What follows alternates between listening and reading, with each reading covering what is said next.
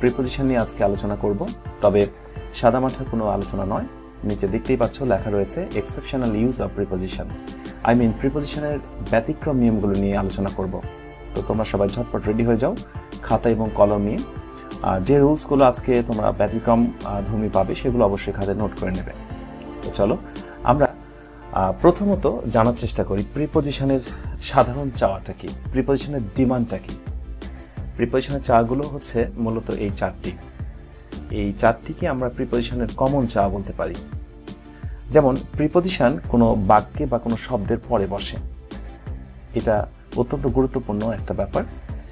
আর number 2 হচ্ছে দুটি শব্দের মধ্যে সম্পর্ক সৃষ্টি করাই কিন্তু প্রিপোজিশনের মূল উদ্দেশ্য। নাম্বার 3, প্রিপোজিশনের অবশ্যই একটা অবজেক্ট থাকবে, তার মানে প্রিপোজিশনের পরে কিছু না কিছু একটা থাকবে, অবশ্যই সেটাকে আমরা অবজেক্ট বলছি। আর নাম্বার 4, এটা তোমরা একটু গুরুত্ব সহকারে মনে রাখবে, প্রিপোজিশনের পরে যা যা বসে না। প্রিপোজিশনের পরে কখনোই ভার্ব বসবে না, কখনো অ্যাডজেক্টিভ বসবে না, কখনো অ্যাডভার্ব বসবে না, কখনোই কনজাংশন বসবে না এবং ইন্টারজেকশন বসবে না। এই সবগুলো হচ্ছে পার্টস অফ স্পিচ। এই কয়েকটি প্রিপোজিশনের পরে কখনোই বসে না। তো এবার আমি আমার মূল আলোচনাটা শুরু করার পূর্বে তোমাদেরকে একটি এমসিকিউ টেস্ট, প্রবলেমেটিক একটি টেস্ট দিয়ে শুরু করতে চাই। টেস্টটি হচ্ছে finally the captain order me to go ahead. এই সেন্টেন্সটাতে তোমরা টুটাকে কি বলবে? আমি টুটা আন্ডারলাইন করলাম এবং জিজ্ঞেস করছি এই সেন্টেন্সে আমরা টুকে কি বলবো। এই আন্ডারলাইনকৃত টু কি এখানে প্রিপোজিশন, নাকি এটি অ্যাডজেক্টিভ, কনজাংশন, নাকি এটি অ্যাডভার্ব? তো তোমরা একটু ধারণা করো কি হতে পারে উত্তরটি। আমি এই পর্যায়ে উত্তরটি বলছি না, একটা পর্যায়ে তোমরা উত্তর এমনিতেই বুঝতে পারবে। তো চলো সামনে এগোনো যাক। প্রিপোজিশনের 3টি গুরুত্বপূর্ণ শর্টকাট আমি প্রথমত তোমাদের জানিয়ে রাখি, যেটা প্রিপোজিশনের ক্ষেত্রে অত্যন্ত গুরুত্বপূর্ণ। তো প্রিপোজিশনের প্রথম শর্টকাটটি হচ্ছে প্রিপোজিশনের একটি কমন দাবি রয়েছে। তো এটা আমি একটু গল্প আকারে তোমাদের বলতে পারি। ধরো তোমরা নর্মালি কিন্তু অনেক প্রিপোজিশন সম্পর্কে জানো, যতগুলো প্রিপোজিশন আছে। তো প্রিপোজিশনের ফ্যামিলির যারা সদস্য রয়েছে, ইন, অ্যাট, উইথ, তোমরা যেগুলো নর্মালি প্রিপোজিশন হিসেবে জানো, এরা সবাই একটি সেমিনারে আয়োজন করেছে। ফ্যামিলি বৈঠক বলতে পারো। ফ্যামিলি বৈঠকে তারা সবাই সিদ্ধান্ত নিচ্ছে যে আমরা যারা প্রিপোজিশন রয়েছি, আমরা একটা নিয়ম নীতি নির্ধারণ করব যে আমাদের পরে আসলে কোথায় বা কে কি অবস্থা গ্রহণ করবে। তো সকল প্রিপোজিশন বললো যে আমাদের পরে যখন কোনো ভার্ব আসবে তখন সে ভার্বের সঙ্গে আমরা আইএনজি গ্রহণ করব। ওকে, ফাইন, এটা সবাই মেনে নিল, ভেরি গুড। তো পাশাপাশি আরেকটু বিষয় তোমাদের জানিয়ে রাখি যে প্রিপোজিশনের পরে যখন ভার্বের সঙ্গে আইএনজি হয়ে যায় তখন কিন্তু তার নাম হয়ে যায় জিরান্ড, এবং জিরান্ডের ভেতরে লুকোনো থাকে নাউন।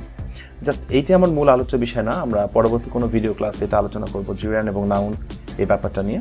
তো শর্টকাটে যেটা বলছিলাম, সকল প্রিপোজিশন বললো যে আমাদের পরে যে ভার্বটা হবে সে ভার্বের সঙ্গে হবে আইএনজি, ফাইন, এটা সবাই মেনে নিল। হঠাৎ করে প্রিপোজিশন 2 হাত তুলে বলছে যে আমার একটু অবজেকশন রয়েছে। তো প্রিপোজিশন 2 বলছে যে আমি আমার পরে যে ভার্বটা বসবে তার আমি বেস ফর্ম নেব। তো তোমরা লক্ষ্য করে দেখো, সকল প্রিপোজিশনের ডিমান্ড হচ্ছে আমার পরে যে ভার্ব থাকবে সেই ভার্বের সঙ্গে হবে আইএনজি, কিন্তু 2 বলছে যে না, আমার পরে ভার্বের নেব বেস ফর্ম। তো এটা দেখে সকল প্রিপোজিশন তো অবাক, সকল প্রিপোজিশন রেগে গেল, এবং স্বাভাবিকভাবে যেটা হয়, ফ্যামিলির সবচেয়ে তুই ছোট ছেলে, ছোট সন্তান, তো তুই এই ধরনের রুলসটা কেন নিলি? তো তাকে একটু মারধর শুরু করা হলো, তাকে বারবার প্রেশার ক্রিয়েট করা হচ্ছে টুকে যে বল তুই ভার্বের সঙ্গে আইএনজি নিবি কিনা। তো একটা পর্যায়ে টু বলছে যে ঠিক আছে, নিতে পারি, আমি টু আমার পরে ভার্বের সঙ্গে আইএনজি হতে পারে, তবে শর্ত হচ্ছে 2 এর আগে কিছু ফ্রেজ বা ওয়ার্ড যুক্ত হতে হবে।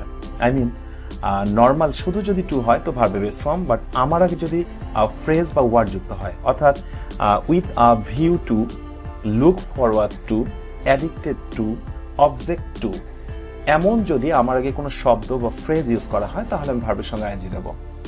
আচ্ছা, তাহলে ব্যাপারটা বোঝা গেল যে প্রিপোজিশনরা যখন টুকে একটু চড়থাপড় দিয়ে দিল তখন সে ঠিকই আইএনজি নিতে রাজি হয়েছে। যাই হোক, এটা একটা ফান ছিল, তবে তোমরা একটু এভাবেই মনে রেখো। ওকে, সো এই 3টি গুরুত্বপূর্ণ শর্টকাট টেকনিকগুলোকে আমরা এবার একটু উদাহরণ সহকারে দেখার চেষ্টা করব।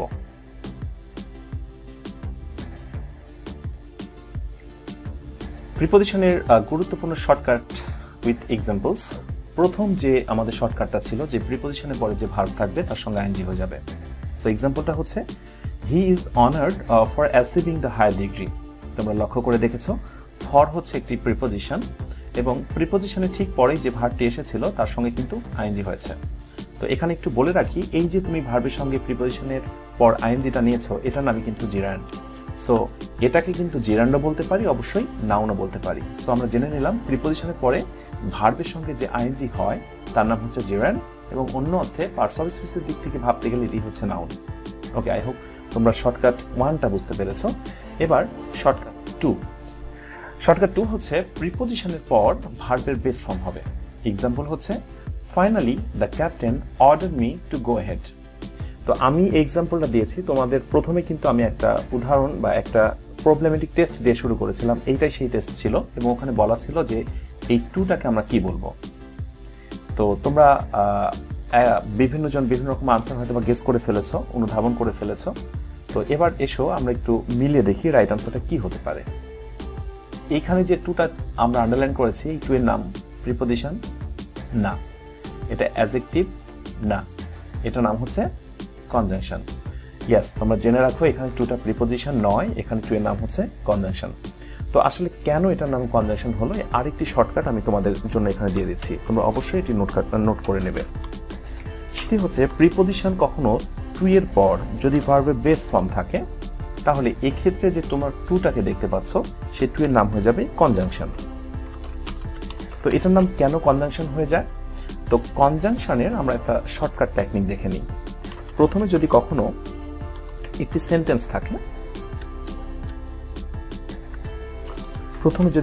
সেন্টেন্স থাকে, তাহলে মাঝখানে বলতে হচ্ছে কনজাংশন এবং পরে কিন্তু আরেকটি বসবে সেন্টেন্স।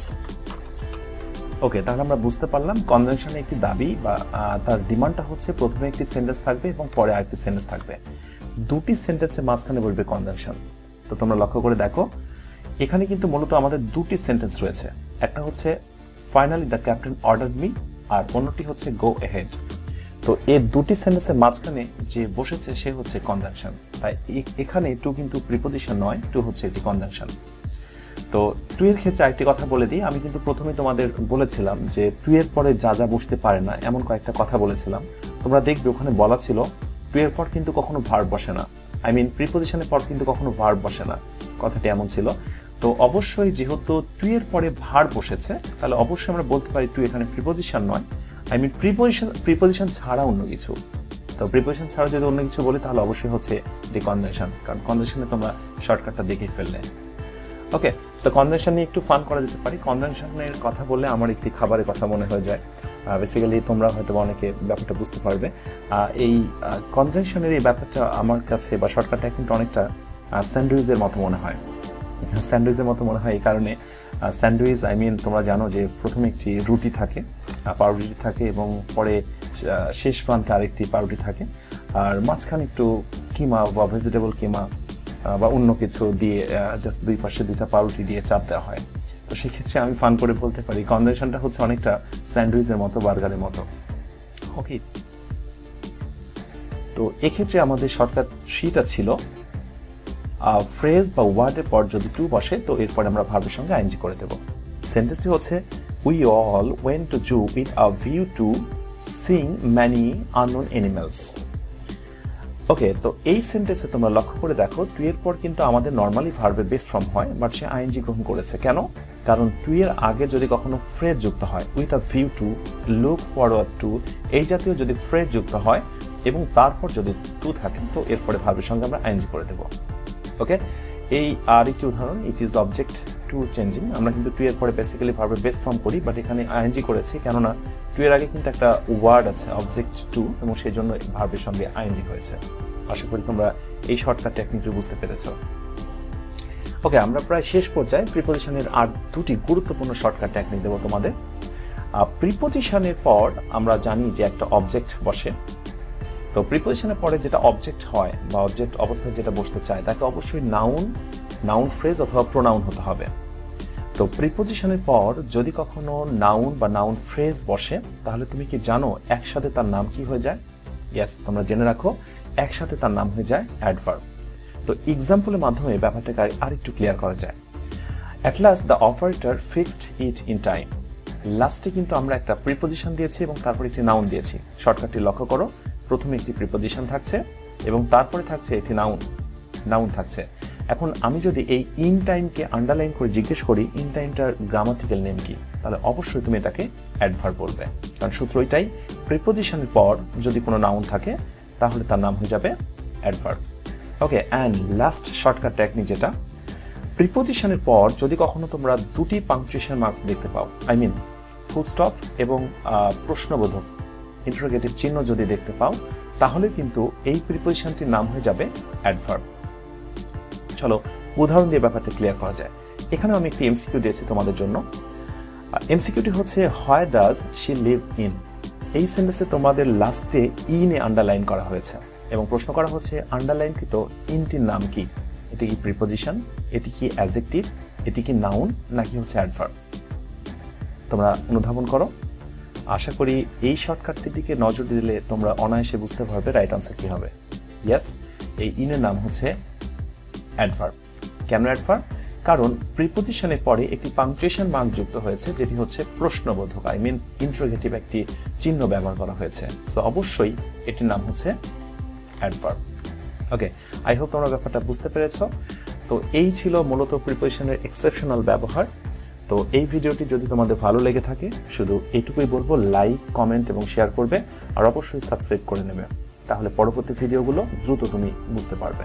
তো তোমরা সবাই অনেক ভালো থাকো। পরবর্তী ভিডিও নিয়ে তোমাদের সঙ্গে আবার কথা হবে।